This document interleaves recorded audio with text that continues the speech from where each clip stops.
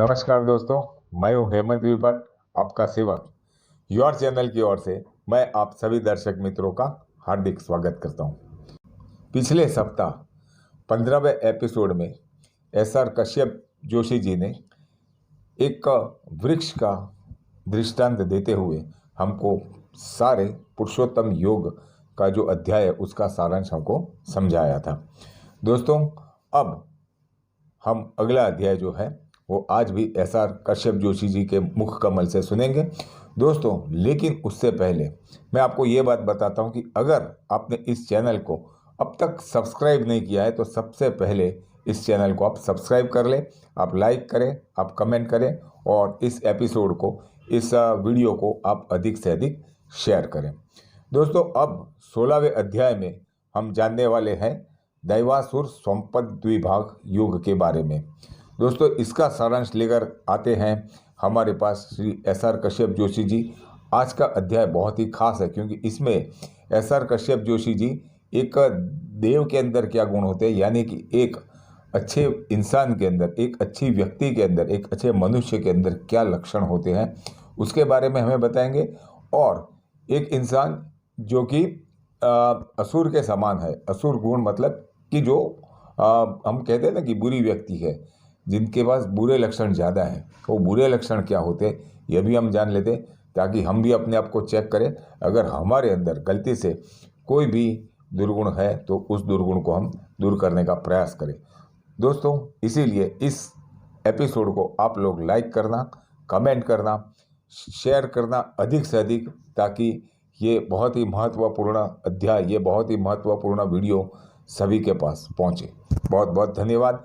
आइए अभी हम स्वागत करते हैं आज के हमारे मेहमान श्री एसआर कश्यप जोशी जी का। एसआर कश्यप जोशी जी, आपका बहुत बहुत स्वागत है। बहुत बहुत धन्यवाद योर चैनल और पूरी टीम को।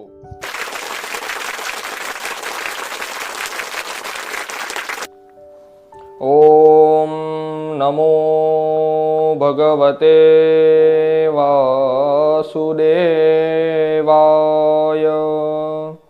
ओम गीता सुगीता कर्तव्या किमन्यैः शास्त्रविस्तरैः या स्वयं पद्मनाभस्य मुखपद्माद्विनिसृता। जय श्री राधे। नमस्कार बंधुओं। परब्रह्म सच्चिदानंद विग्रह परात्पर अखिलेश्वर श्री योगेश्वर श्री गोपाल कृष्ण भगवान कुरुक्षेत्र के घमासान युद्ध के शंखनाद के पश्चात अपने अत्यंत प्रिय अर्जुन के जो भी संशय है उन संशयों का समूल छेदन करने के लिए भगवान प्रयत्नशील है। अपनी वचनामृत धारा बहाते हुए बहुत सी ज्ञान चर्चा भगवान कर चुके। उसमें भगवान अभी अर्जुन को उन दो पक्षों की चर्चा बताने वाले हैं। समग्र संसार में दैवी संपत्ति वाले लोग और आसुरी संपदा वाले लोग। 16वां अध्याय दैवासुर संपद विभाग योग भगवान बताने जा रहे हैं। भगवान बोले, अभयम सत्व संशुद्धिर ज्ञान योग व्यवस्थितिः दानंदमश्च यज्ञश्च स्वाध्यायस्तप आर्जवम्। भगवान ने यहां से दैवी और आसुरी संपत्ति का जो विवेचन है वो करने की शुरुआत की। भगवान सर्वप्रथम दैवी संपत्ति वाले लोगों की सूची बता रहे हैं कि ये गुण हो तो ये दैवी संपत्ति वाले हैं। संसार में बंधुओं अच्छे और बुरे दो प्रकार के लोग हमें मिलते हैं। इन दोनों की कैटेगरी का भगवान बहुत ही अच्छे से वर्णन कर रहे हैं कि कौन से व्यक्ति अच्छे अच्छे में आएंगे और कौन से बुरे बुरे में। ये सब भगवान व्यवस्थित हमें बताएंगे। अभयम सत्व संशुद्धिर, हे अर्जुन, जिन लोगों के भीतर सहज अभय भय नहीं होता, हम देखते हैं कई सारे लोग होते हैं जो निष्कपट होते हैं, वो भय रहित होते हैं। हम देखते हैं सत्व संशुद्धि ज्ञान योग व्यवस्थिति ही, भीतर से प्योर होते हैं, वो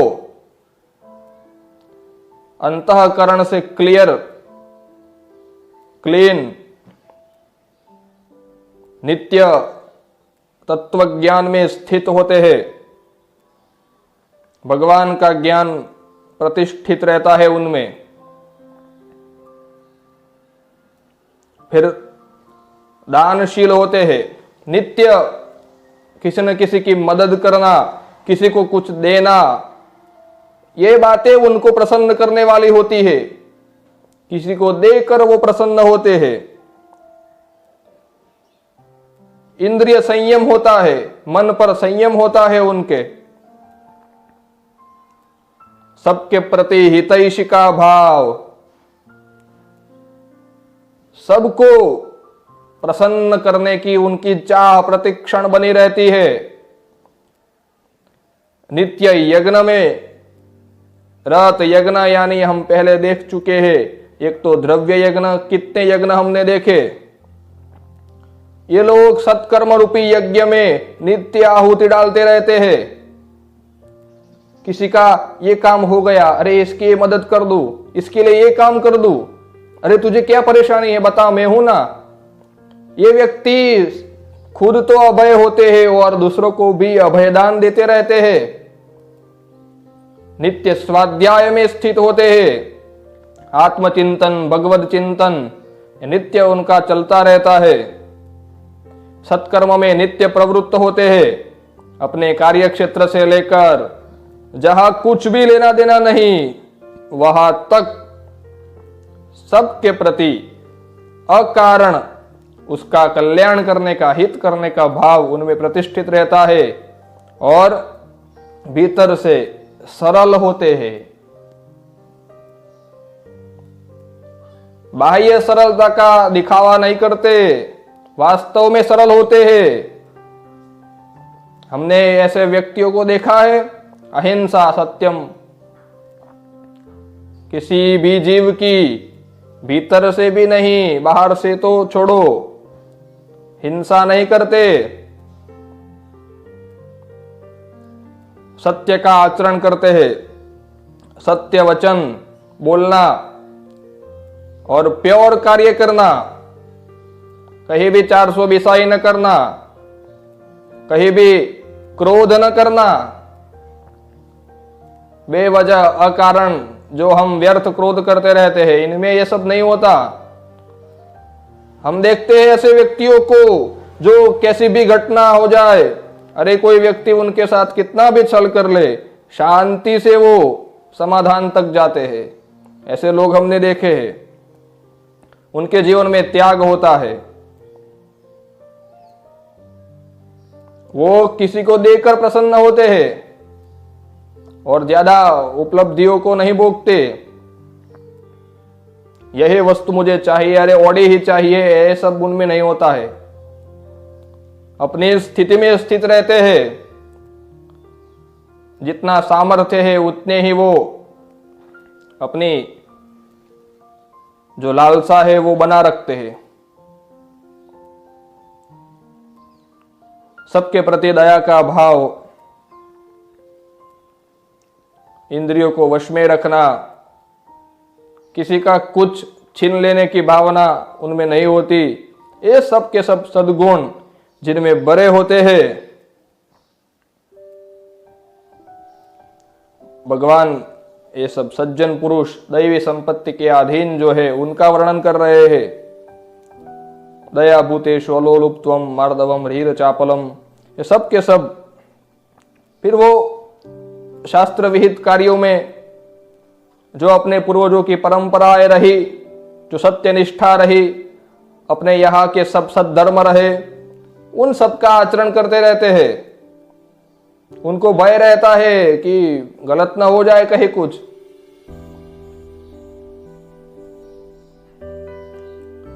उनको ये भय रहता है कि मुझसे कोई गलती ना हो जाए प्रति क्षण। और दूसरी कैटेगरी वालों को वो भगवान आगे वर्णन करेंगे।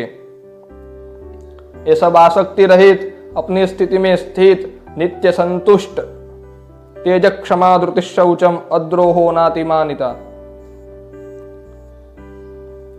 सबको क्षमादान देने वाले होते हैं।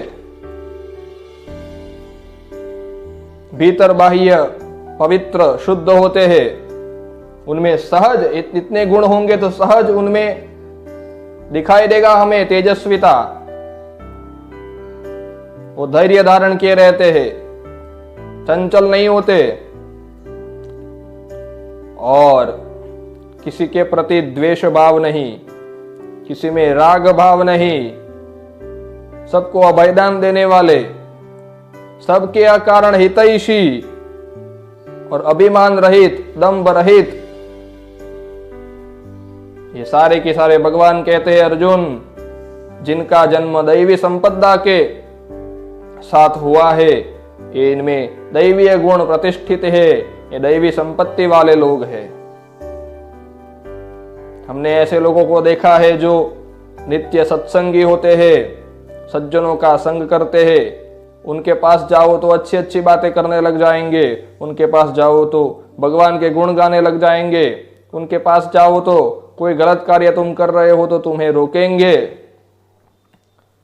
ये लोग दैवी संपत्ति के अधीन हैं और इनके बिल्कुल विपरीत दंभो दर्पोऽभिमानश्च क्रोधः पारुष्यमेव च अज्ञानञ्चाभिजातस्य पार्थ संपदमासुरीम्। इनके बिल्कुल विपरीत, मैं ही सब कुछ हूं, जैसा मैं कहूंगा वैसा होना चाहिए, छल कपट से भरपूर, अभिमान में, क्रोध में सराबोर। जरा सा तुम्हारा हाथ लगा कि वो गाली दे देंगे, क्या कर रहे हो पता नहीं चलता, ऐसे तुरंत उबल जाने वाले, अज्ञान में स्थित, नित्य उनकी स्थिति, ऐसे कठोर प्रकृति वाले लोग। भगवान कहते हैं अर्जुन, ये लोग आसुरी संपदा वाले हैं। भगवान कहते हैं दैवी संपद्वि मोक्षाय। अर्जुन, जो दैवी संपत्ति मैंने तुम्हें बताई वो मोक्ष के मार्ग को प्रशस्त करने वाली है, और निबंधा यासुरी मता, या आसुरी संपदा वाले जो है वो नरकगामी बंधन में पड़ते हैं। इसलिए अर्जुन, तुम तो दैवी संपत्ति के साथ पैदा हुए हो, दैवी गुणों वाले हो, तुम्हें डरने की आवश्यकता नहीं है, तुम्हारा कभी अनिष्ट नहीं हो सकता। फिर भगवान कहते हैं कि ये जो आसुरी संपत्ति वाले लोग हैं, ये न तो प्रवृत्ति को क्या करना है क्या न करना है कुछ भी उनको ज्ञान नहीं होता है, पवित्रता तो बिल्कुल होती ही नहीं है, कोई आचार विचार नहीं। वो मानते हैं कि स्त्री पुरुष से संयोग से ही ये पूरा संसार उत्पन्न हुआ है, यहाँ तो केवल काम भोग ही करना चाहिए और कुछ नहीं करना चाहिए, कोई भगवान भगवान नहीं होते। ये सब क्या लगा रखा है, हमें ये बोलेंगे। ये भगवान कहते हैं कि ये लोग इस जगत का विनाश करने के लिए ही होते हैं, ये पृथ्वी पर भार है। ये लोग केवल काम आश्रित्य, कामनाओं में ही, काम पूर्ति के लिए ही वो नित्य काम करते रहते हैं और ऐसी चिंता में रहते हैं क्या होगा। चिंतम अपरिमेयांच प्रलयांताम उपाश्रिताः।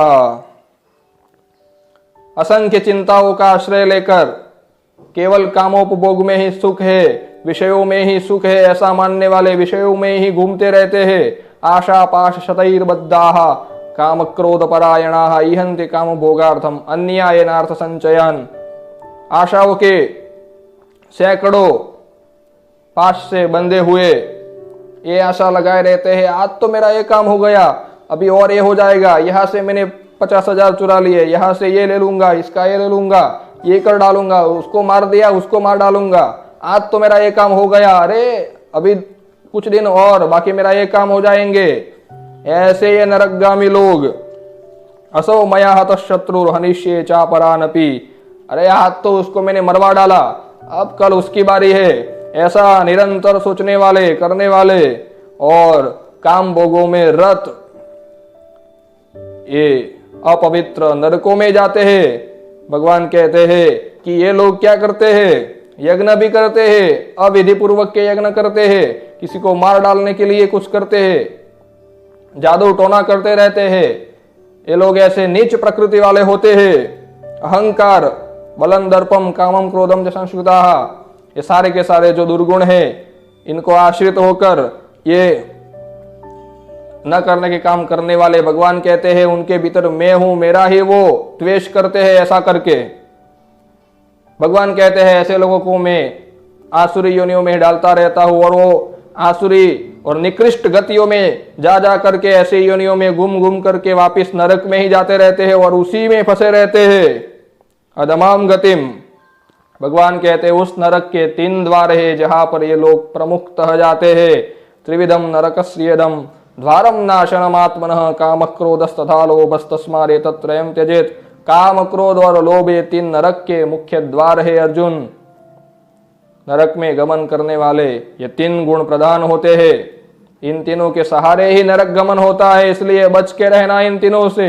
जो इनसे बच गया और दैवी संपत्ति वालों में जुड़ गया वो फिर मेरे पास आ जाएगा। और अर्जुन, जो लोग शास्त्र विधानों को न मानकर यह शास्त्र विधि मुत्सृज्य वर्तते कामकारतः न स सिद्धिम अवाप्नोति न सुखं न परांगतिम, शास्त्र विधानों को छोड़कर जो लोग मन गढ़ंत, जो वेद में शास्त्रों में बताया गया उस विधान को न मानकर अपनी मति से जो करते हैं, शास्त्रों के प्रणेता महापुरुषों के वचन, शास्त्रों के वचन, वेद वचन, इन सब को नहीं मानते, अपने ढंग से जो कार्य करते हैं, कर्मकांड इत्यादि, जो अनाचार और बेढंग से ही कुछ करते हैं, ये लोग कुछ भी सिद्धि को नहीं प्राप्त करते, न तो सुख पाते हैं और न ही कुछ गति पाते हैं, नरकगामी होते हैं। इसलिए तस्मात् शास्त्रम प्रमाणम ते कार्य कार्य व्यवस्थित। तो अर्जुन, किसी भी कार्य को करना न करना, कोई निर्णय लेना न लेना, कुछ अच्छा बुरा जो भी जानना हो, जो भी संसार में संशय हो, उनके लिए शास्त्र को प्रमाण मानना चाहिए और उसके अनुसार चलना चाहिए। तो भगवान कहते हैं कि तुम्हारे लिए तो शास्त्रों में जो विहित है वही कर्म करना चाहिए, ऐसा विधान है। अर्जुन, तुम दैवी संपत्ति के अधीन हो, तुम चिंता मत करो, तुम्हें कैसा भय है, तुम तो सद्गुणों के आश्रय स्थान, ऐसे दिव्य दैवी संपत्ति वाले हो, इसलिए तुम्हें डरना नहीं चाहिए। और ये जो आसुरी संपत्ति वाले हैं, भगवान कहते हैं ये तो अभी भी नरक में है और नरक में ही जाएंगे, वापस आएंगे और नरक में ही घूमेंगे, इनके लिए तो कोई कहीं भी जगह नहीं मिलेगी। ऐसा भगवान ने दैवी संपत्ति आसुरी संपत्ति का विवेचन हमें बताया। ये सब भगवान श्री कृष्ण को अर्पित करते हुए कृष्णाय वासुदेवाय हरये परमात्मने प्रणतः क्लेशनाशाय गोविंदाय नमो नमः। श्री कृष्णार्पणमस्तु। बहुत बहुत धन्यवाद SR कश्यप जोशी जी। आपने इन दिनों, त्योहारों के दिनों में आप अति व्यस्त रहते हैं, लेकिन फिर भी आपने कुछ समय निकाला योर चैनल के दर्शकों के लिए, इसीलिए मैं अंतःकरण से आपका धन्यवाद करता हूं। दोस्तों, तो ये थे SR कश्यप जोशी जी, जिन्होंने आज अध्याय 16वां दैवासुर संपद विभाग योग का सारांश हम लोगों को बताया। दोस्तों, इस वीडियो का देखना सभी के लिए बहुत ज़रूरी है, इसीलिए मैं आप लोगों से फिर एक बार निवेदन करता हूं कि इस वीडियो को आप लोग लाइक करें, इसमें आपको क्या अच्छा लगा वो कमेंट करें और इसको अधिक से अधिक लोगों को शेयर करें, ताकि ये ऐसे महत्वपूर्ण अध्याय जो है वो सारे के सारे लोग, अधिक से अधिक लोग देख पाएँ। दोस्तों, और अब यदि आपने इस चैनल को अभी तक सब्सक्राइब नहीं किया तो सबसे पहले आप इस चैनल को सब्सक्राइब कर लें। इसी के साथ मैं आपसे विदा लेता हूं, और विदा लेने से पहले आप लोगों को एक बहुत ही बढ़िया गाना सुनाता हूं। बहुत बहुत धन्यवाद।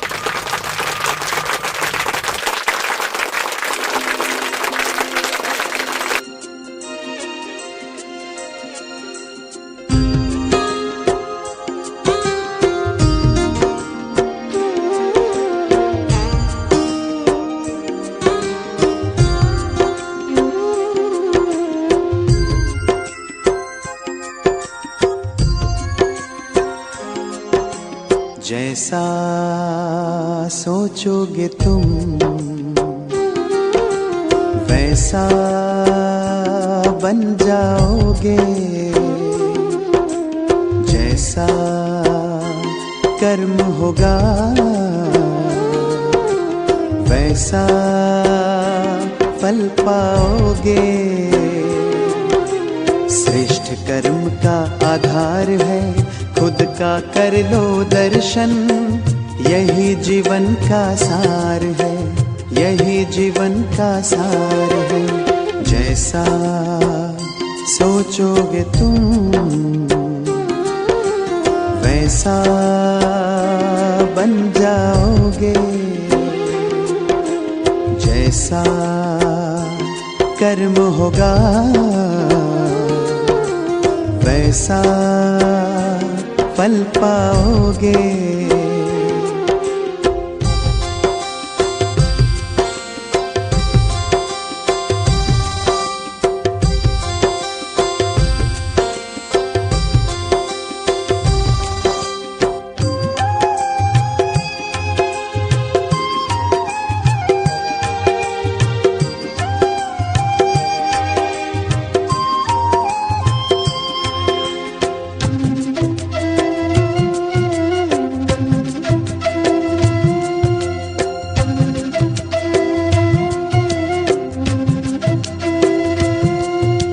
मन में हो शुभ संकल्प तो जीवन में फिर दुख कैसा, जब अंतर में शुभ भावना तो दिल में सुख सावन जैसा।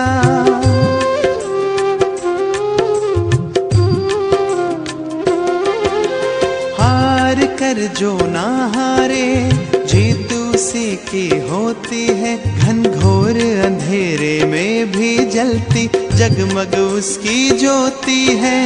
जैसा देखोगे तुम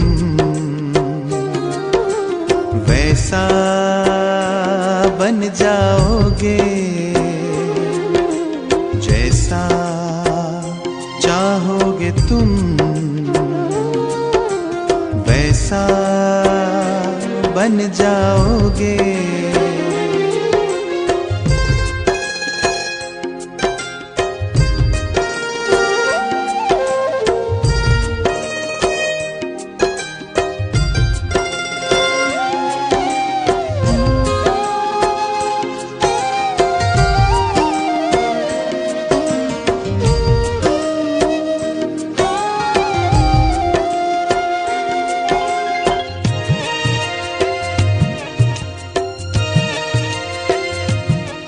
ये सूरज है तो है किरण, बादल है तो है पवन, प्राण है तो है तन मन, सात सुरों में है सरगम। जो धरती है तो है सागर, जल थल है तो है जीवन, जीवन है तो है भगवन।